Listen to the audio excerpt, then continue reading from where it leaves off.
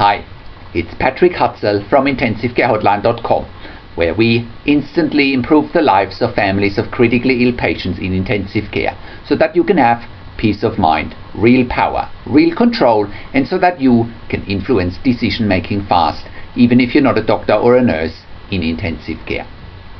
This is another episode of Your Questions Answered, and in last week's episode I answered another question from one of our readers, and the question last week was part 4 of My Auntie is in intensive care on Ecmo for ARDS.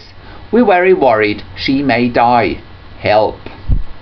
You can check out the answer to last week's question by clicking on the link below this video. In this week's episode of Your Questions Answered, I want to answer another question from one of our readers, and the question this week is part 5 of My Auntie is in intensive care on Ecmo for ARDS. We're very worried she may die. Help! Lee from the UK writes, Hi Patrick. Today my auntie's oxygen levels have been reduced to 45% of oxygen. They have removed the tracheostomy and put a breathing tube back into her mouth instead. They said it was because the tracheostomy had a leak which was causing oxygen levels to go up higher for more support.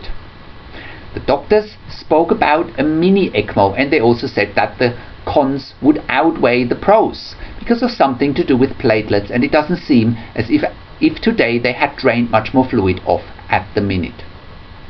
They won't consider Ecmo as they said she's not at that stage yet, but surely if the lungs are not drying out more, she'll be back on Ecmo rather sooner than later to enable more time for rest and to heal her lungs. Thank you, Lee. Hi Lee. That's very unusual to go from tracheostomy back to the tube in the mouth, and if the leak in the tracheostomy caused the increased oxygen demand, then they obviously have found the reason for it. Leaks in tracheostomies can happen but are very rare. As long as it's fixed the problem, that's the main thing. 45% oxygen requirement sounds a lot better than 65%, and as a rule of thumb, anything above 50% of oxygen requirements are concerning. And besides, 45% oxygen requirement doesn't indicate the need for Ecmo. I can only emphasize again that things in intensive care move slowly, especially when things are improving. It's often slow and almost invisible for families in intensive care. The main goal at the moment is to keep your aunt away from the Ecmo, and it looks like she's holding her own at the moment. Just sit and wait, that's all you can do. And always keep in mind, yes, you want your aunt going back on the Ecmo if need be. However, the goal is to keep her off the Ecmo and get her lungs to heal without it. I don't know why they stopped the dialysis machine for now, and it could well be that they've taken enough fluids away for now, especially if her kidneys are working. And if your aunt has low platelets, it would be a risk indeed to get her back on the Ecmo. Low platelets cause bleeding, and any procedure with cannulas, like the Ecmo cannulas, would have a high risk involved with low platelets. If your aunt needs the Ecmo again, they would have options to transfuse her FFPs, which is fresh frozen plasma, and platelets prior to inserting Ecmo, as it increases the number of platelets. However, once on the Ecmo, they almost always use heparin, which is a blood thinning drug, to stop blood clots in the Ecmo circuit. It's one of the biggest challenges when using Ecmo to get the balance right between not bleeding and not having the blood clots. Either scenario could have devastating consequences. Therefore, if your aunt can stay off the Ecmo, it's all the better. Stay positive.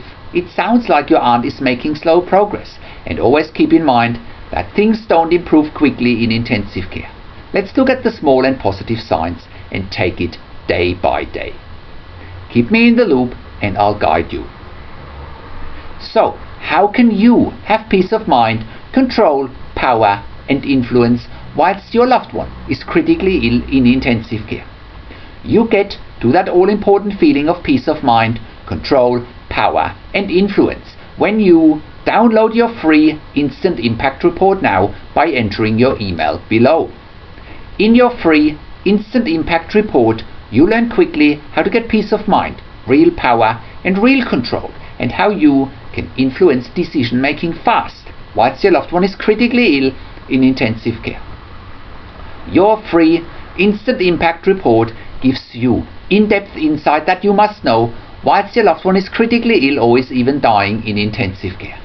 Sign up and download your free Instant Impact Report now by entering your email below. In your free Instant Impact Report, you learn how to speak the secret intensive care language so that the doctors and the nurses know straight away that you are an insider and that you know and understand what's really happening in intensive care.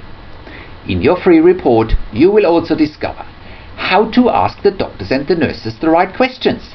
Discover the many competing interests in intensive care and how your critically ill loved one's treatment may depend on those competing interests.